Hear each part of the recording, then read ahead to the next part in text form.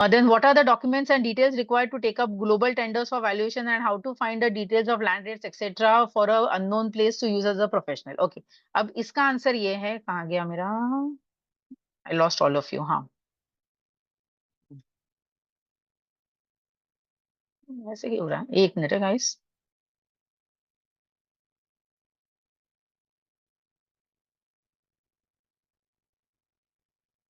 क्या फालतू रही है, रुको। हम्म this is better. So couple of things. Usually even if you okay, no, let me answer it this way.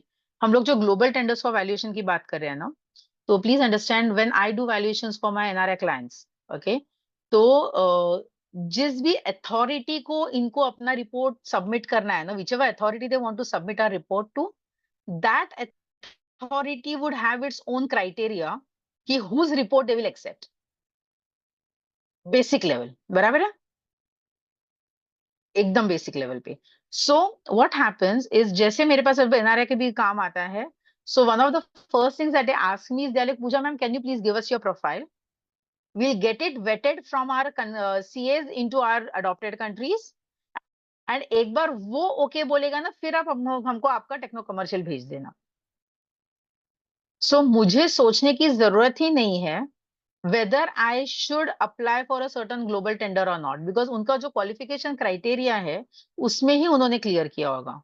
जैसे example, अगर कोई चार्टर्ड अकाउंटेंट है इन मुंबई या इन इंडिया, भाई इंडिया का चार्टर्ड अकाउंटेंसी का तेरे पास सर्टिफिकेट है, does it necessarily mean that a US accountancy system should also accept your chartered accountancy certificate? May or may not, right? So सबसे पहले अगर आपको ग्लोबली भी कभी टेंडर भरना है, कुछ है, तो उन्होंने जो उनका लिस्ट दिया है that would always be there. Second, from what I just learn from Vijay sir when he said कि अगर अब्रॉड के लोग हैं एंड उनके क्राइटेरिया में अगर कहीं है कि yes we are willing to accept valuation tenders from people out of United Kingdoms or wherever, if they are open to that, तो उसमें उन्होंने एक तो लिखा होगा कि what should your qualification be, how many years of experience as a valuer you should have, और whatever. वरना यार ऐसे थोड़ी ना रैंडमली बोलेगा मेरे को वैल्यूअर कोई भी आ जाओ। अदरवाइज जो सर ने कहा जो चार्टर्ड वैल्यूअर है, probably that would make more sense to them. But all of this is very hypothetical for you and me to discuss, because tender document banana is an art in itself. It's a very technical document, and all these things हम लोग भी जब tenders बनाते हैं, बाबा के साथ even I used to make, these things are minutely documented into it.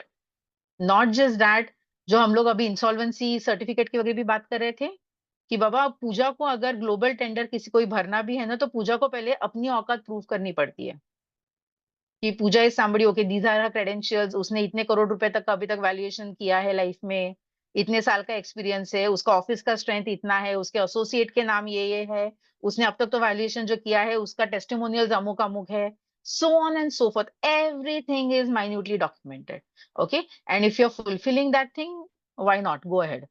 If not, if you are somebody whose aspiration is to be somebody who should be bidding for global tenders, ideally I would recommend Google पे जाओ, find out what are the global tenders for valuation in the market, find out usually क्या उनका criteria है नहीं है, see how you can fulfill upon it, अगर कोई gaps है तो वो डिग्रीज ले लो अपने लिए, that is how it